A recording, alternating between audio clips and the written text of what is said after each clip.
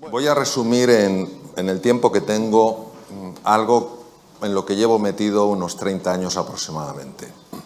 Hoy en día el mindfulness es algo que está muy de moda, es algo que, bueno, pues que es muy conocido, sobre todo por los grandes descubrimientos de la medicina, que exploraremos algunos. Pero es algo verdaderamente antiguo, en el sentido de que, como iremos observando y descubriendo, es el resultado de una investigación muy profunda hace montones de años, que la ciencia médica en los últimos 30 años sencillamente ha mostrado, no ha demostrado su valor, porque ese valor se ha demostrado a lo largo de muchos siglos, ha mostrado por qué se produce ese valor. El doctor Benson fue mi primer maestro y fue el primer científico a nivel mundial que se interesó por el mindfulness. El Occidente rechazaba todo lo que es la meditación. El origen de la palabra mindfulness es del lenguaje Pali. Pali es el que hablaba Buda, aunque muchos escritos están en sánscrito, su lenguaje coloquial, igual que el de Cristo, era el arameo, el de Buda era el Pali. Pali es Sati, y Sati quiere decir estar en el presente para ver las cosas como realmente son, no como te parece que son, como realmente son. Por ejemplo, esta mesa, ¿verdad que la vemos como sólida? Esta mesa fundamentalmente es hueca, pero yo sé que la percibimos como sólida. ¿Por qué? Porque los átomos, para que os hagáis una idea de lo que es un átomo tendría, si hacemos una comparación, un átomo sería un balón de reglamento colocado en el centro de Londres, y la corteza, que fundamentalmente es un espacio vacío con algún electrón dando vueltas, sería todo Londres, una ciudad que tiene 50 kilómetros de diámetro.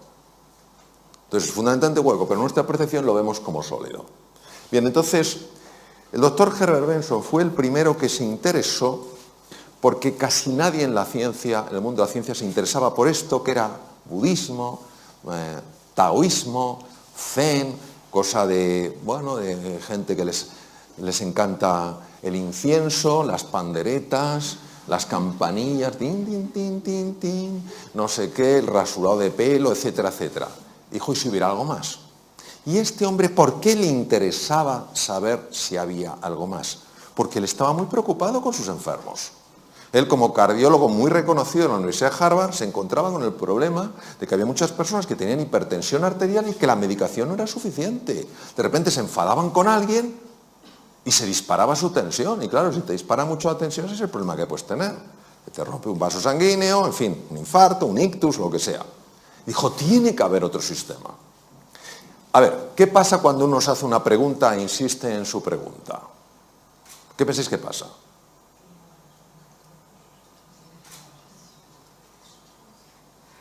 Que alguien diga algo, lo que sea, hasta ahora.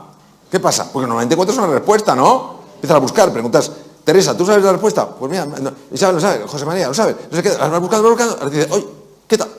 Bueno, entonces este hombre empezó a buscar y se hizo la siguiente pregunta.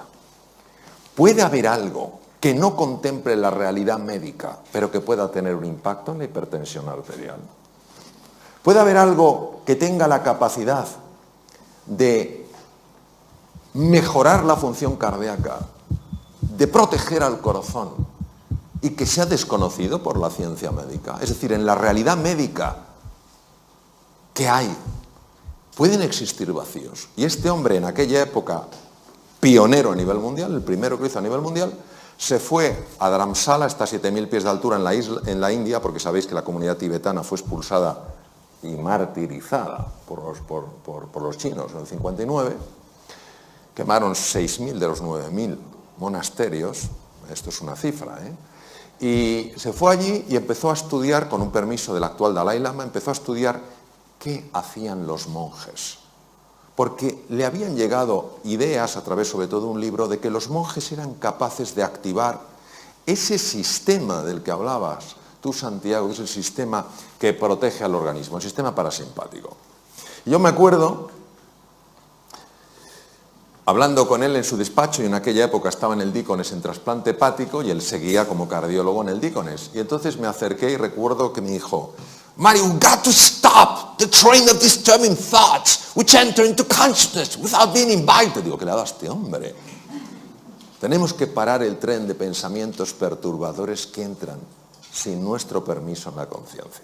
Yo en aquel momento, un joven cirujano, interesado por estos temas, pero sorprendido, dije, ¿pero qué tendrán que ver los pensamientos en todo esto?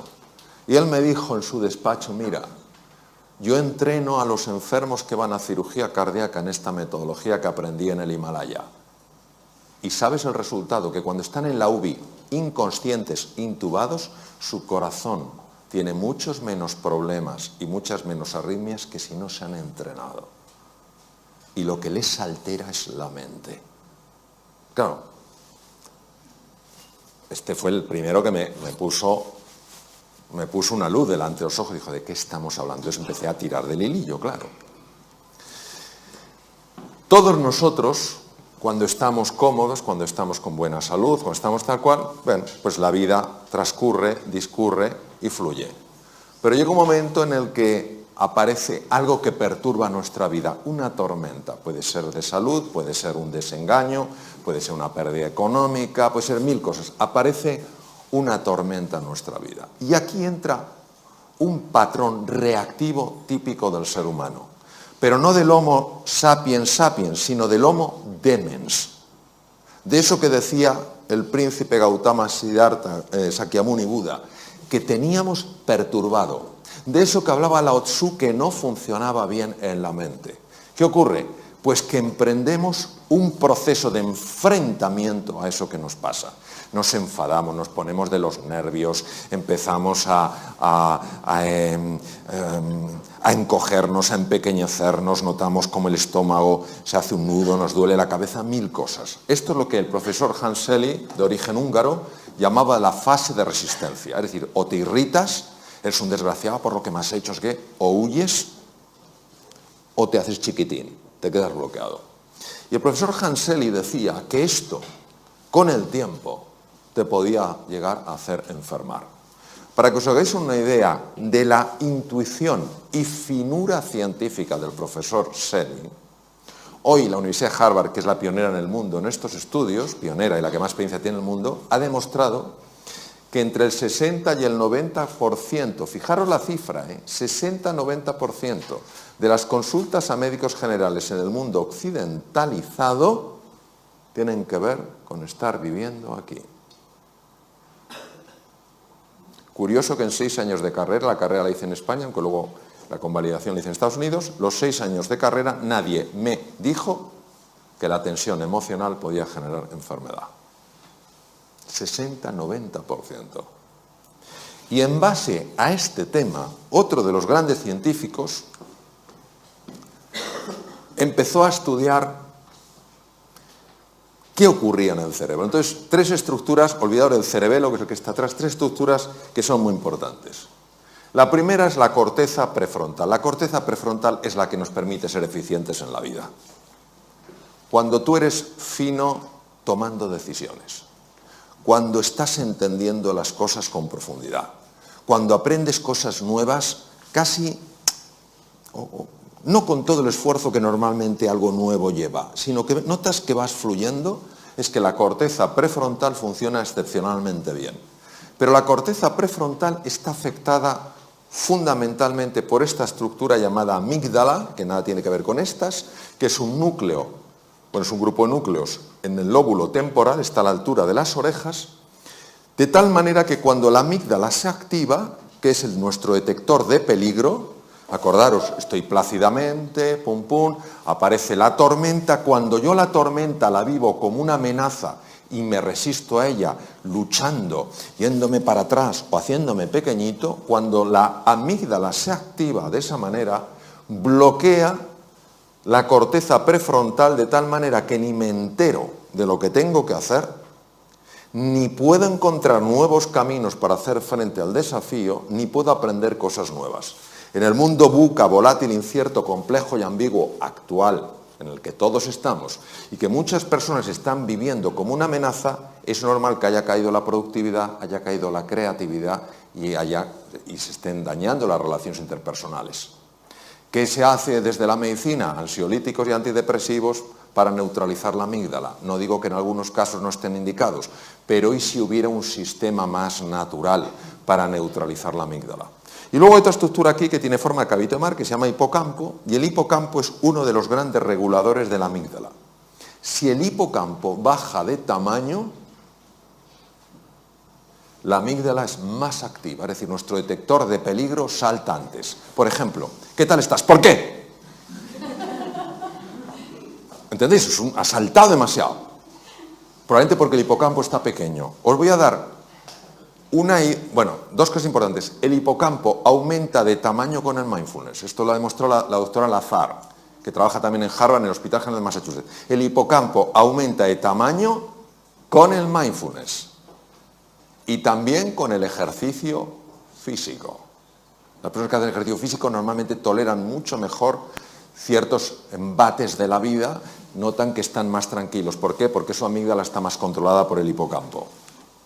Cuando una persona está súper tensa, súper estresada y no encuentra sus espacios de calma, esos espacios de silencio, baja el tamaño físico del hipocampo porque mueren neuronas y la amígdala se enloquece, entonces se vuelve una persona más reactiva. La belleza del mindfulness actuando sobre el hipocampo, como ha demostrado la doctora Lazar en el Mass General, es que al engrosar el tamaño, al haber más neuronas, porque aquí sí se forman más neuronas, al haber más conexiones, es más difícil que las tormentas de la vida, que a todos nos sacuden en un momento u otro, de mayor o menor intensidad, te desequilibren, te enajenen, te saquen del eje.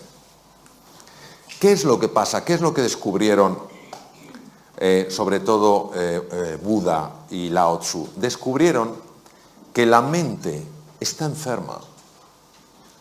Y como la mente está enferma, se impone al mundo real. El mundo real es uno, pero yo construyo un mundo mental que se superpone al mundo real y lo bloquea. Os pondré un ejemplo, porque si no esto es un poco raro. Hace 500 años el mundo ¿cómo era? ¿Plano o redondo? Alguien que es muy así dice, yo igual. No, igual. Vamos, ¿quién piensa en todas las salas que hay? Que levante la mano quien piense que hace 500 años el mundo era plano. Muy bien. Que levante la mano quien piensa que el mundo era redondo. Muy bien. Vamos a ver. Es que todos tenéis razón. El mundo era redondo, siempre lo ha sido. Desde hace 10.000 millones de años, la Tierra es redonda. No tiene forma de huevo. No es un plato, es redonda. Pero vivíamos como si fuera redonda. No, vivíamos como si fuera plana. El mundo real era redondo, el mundo mental era plano. ¿Cuál se impone? El mundo mental. Nadie, salvo Colón, se atrevió a cruzar aquello que era el límite. Y entonces, el que descubrió que el límite era el comienzo. Eso es exactamente lo que nos pasa. Entonces, en lugar de pensarlo en la tierra plana, imaginaros cuando tú te miras en el espejo y no te gustas. Y dices, es que estás viendo tierra plana. Lo siento, tú eres mucho más que lo que ves. O cuando ves damas a tu marido, dices, vaya tripa. Estás viendo tierra plana. Tu marido es mucho más que eso. O cuando ves a tu mujer y dices, que llevo ya tanto tiempo con ella, estás viendo tierra plana. Hay algo mucho más profundo. O cuando miras al mundo, es que todo es lo mismo, tierra plana, hay un mundo redondo. La ventaja del mindfulness es que te ayuda a ver lo que no estás viendo. Por eso la definición de sati es estar en el presente para ver las cosas como de verdad son. ¿Cómo son de verdad? Redondas, no planas. Bien. Este es otro de mis maestros, Judson Brewer, que además toca maravillosamente el violín, y ha descubierto una cosa fascinante. Ha descubierto que tenemos un sistema que nos tiene atontados a todos. Estamos dormidos sin darnos cuenta, y todos conocemos el sistema. El sistema se llama DFN, Default Mode Network, y es el que hace que tú puedas conducir sin saber que estás conduciendo. Esto lo conocemos todos, ¿no? Pero dices, ¿será posible? O sea, estoy pensando en 1000 cosas y sin embargo, como que el coche va solo, ¿sí? Pues que sepamos que esto aumenta significativamente la posibilidad de tener un accidente. Significativamente. ¿Por qué? Porque ¿dónde no estás? En el presente. ¿Dónde estás?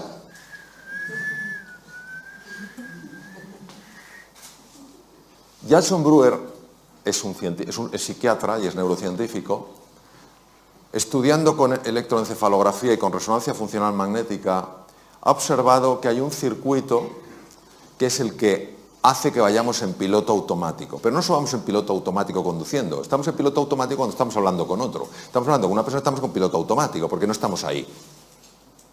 Eso sí, dejamos la cara puesta, pero la olla no la llevamos a Camboya. La cara se queda.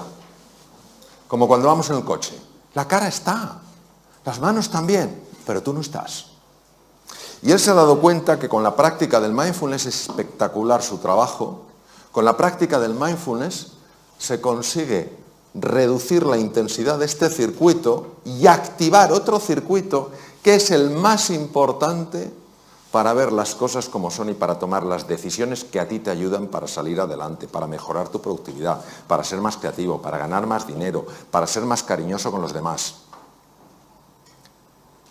Es sorprendente porque hace 2500 años estos científicos de la mente lo intuyeron. Hoy la ciencia lo muestra.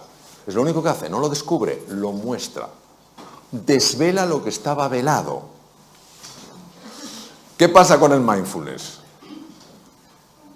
Que en el mindfulness tú al principio te ves aquí, crees que no hay nada especial, parece que es solo cerrar los ojos, y entonces poco a poco, conforme vas practicando, empiezas a ver cosas que antes no veías, ni siquiera podías predecir desde aquí. Por eso, cuando una persona, le comentaste tú, Santiago, dice, yo lo que quiero es mejorar mi salud, yo lo que quiero tal cual, está generando una tensión que impide que veas esto. Tú estás andando esto porque quieres conocerte mejor, porque quieres comprenderte más. Y a base de hacer eso, tú vas descubriendo cosas que antes no veías.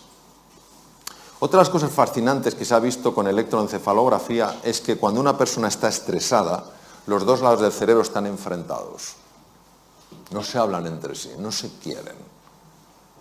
El lado izquierdo, lo comentabas tú, Santiago, el hemisferio izquierdo es un hemisferio, es el de la conciencia ordinaria, es el que te permite estructurar, hacer categorías, utilizar el lenguaje, es el que te permite manejar el tiempo mental, pasado, presente y futuro.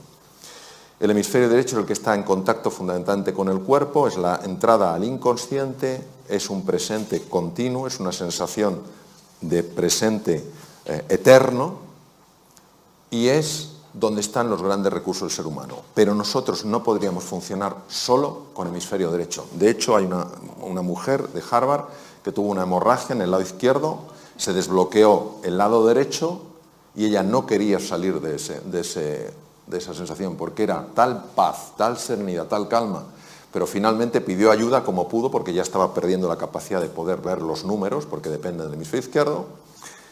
Tardó 8 años en recuperarse de aquella, fue una rotura de una malformación arteriovenosa del hemisferio izquierdo. Escribió un libro conmovedor sobre su experiencia increíble, habiendo vivido algo sorprendente. Sin embargo, lo que hemos visto con el mindfulness es que lo que hace no es bloquear el lado izquierdo, sí es verdad que activa especialmente el hemisferio derecho, sobre todo los lóbulos, los lóbulos frontales, pero lo que hemos visto es que favorece el diálogo. Favorece el diálogo. Cuando una persona está muy tensa, fundamentalmente son ondas muy rápidas, son ondas beta, sobre todo el alto beta, que son ondas de más de 30 hercios, es cuando una persona está, pues eso, en situación de alarma, tal cual. Conforme tú vas sosegándote, cuando vas tranquilizándote, las ondas se van enlenteciendo, se van convirtiendo en ondas alfa mucho más propias del hemisferio derecho, que empiezan también a envolver al hemisferio izquierdo. Se consigue pasar a un patrón, ondas teta, donde la creatividad se dispara, los fenómenos de sanación del cuerpo son mucho más intensos, tanto a nivel físico como mental. De hecho, se utiliza para sanar heridas de personas que algo les ocurrió en la infancia y que no saben lo que es, porque algo en nuestro interior tiene la capacidad de sanar, ya lo decía Hipócrates hace 2500 años, y ya el ritmo delta es un ritmo muy difícil de conseguir sin quedarte dormido, porque solo muy pocas personas lo hacen. Y los monjes muy entrenados, como mi querido amigo y maestro Mathieu Ricard, consiguen algo que se llama gamma, que muy poca gente en el mundo lo puede hacer, que es un tipo de onda que no se conocía que se pudiera producir. Y son personas que están absolutamente en el presente y absolutamente en calma. Y son personas que transmiten algo brutal. Bien. No voy a contar el concepto ontológico que hablabas. Ontología es la ciencia del ser, que es una parte de la metafísica. La metafísica se divide en ontología y teodicea. Entonces, sí voy a hablar de qué hacen los pensamientos. Los pensamientos son como olas en el mar. Llega un momento en que pueden ser tremendamente perturbadores. ¿Qué es lo que hace el mindfulness? El mindfulness lo que hace es, te convierte en un submarinista. Es decir, si tú estás aquí, te están los pensamientos y van como una ola. Cuando nos hemos bañado en aguas un poquito agitadas, sabéis que es que no tienes nada que hacer. La ola te iba para ahí, te iba para allá, etc. Pues igual los pensamientos. Empiezas a angustiarte por el futuro, empiezas a lamentarte por el pasado y te van para acá, para allá. Entonces, lo que hace el mindfulness es, no luches con los pensamientos, pero fijaros, por eso cuando dicen, no, es que el mindfulness lo que hace es que la mente no produce pensamientos. ¡Qué tontería! La mente dualista sigue produciendo olas y tú no te enfrentas a la ola. No, yo no tendría que tener este pensamiento, yo tendría que... No, tú lo que haces es, te metes bajo el agua. ¿Qué hacemos cuando estamos en la playa, cuando estamos nadando y viene una cojola? ¿Hay alguien que diga, ¿a qué no puedes conmigo? No, ese grado de estupidez no existe. ¿Qué hacemos todos? Nos zambullimos porque la ola pasa por encima. Pues lo que hace el mindfulness es te zambulle, te mete dentro. Entonces observar que cuando estás un poquito más abajo y miras hacia arriba, claro que ves los pensamientos, claro que ves las olas, pero ya no te arrastran. Ya estás en estado de meditación, ya estás en estado de profundización. Y por eso, como el mundo mental genera tanta distorsión, al estar aquí, empiezas a notar una recuperación, una revitalización que no se puede experimentar arriba. Conforme tú vas entrando, va cambiando el patrón de ondas alfa, ondas teta, ondas delta. Llega un momento en el que empiezas a tocar, y lo digo por experiencia, el fondo del mar.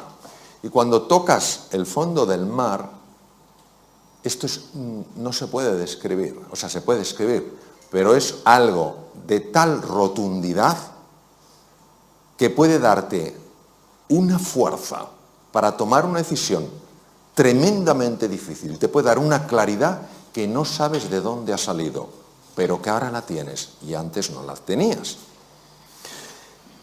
Es verdad que en el fondo del mar empiezas a ver talentos que no sabías que tenías, y es verdad que empiezas a ver algo que no es agradable de ver, pero que es necesario de ver. Empiezas a ver que algunas de las cosas que más te molestan en la vida las estás provocando tú sin saber que las provocas. Porque nosotros somos todos muy hábiles viendo el efecto de las cosas, pero no viendo la causa. ¿Me entendéis a que sí? Cuando tú lo ves, ¿es una mala o una buena noticia?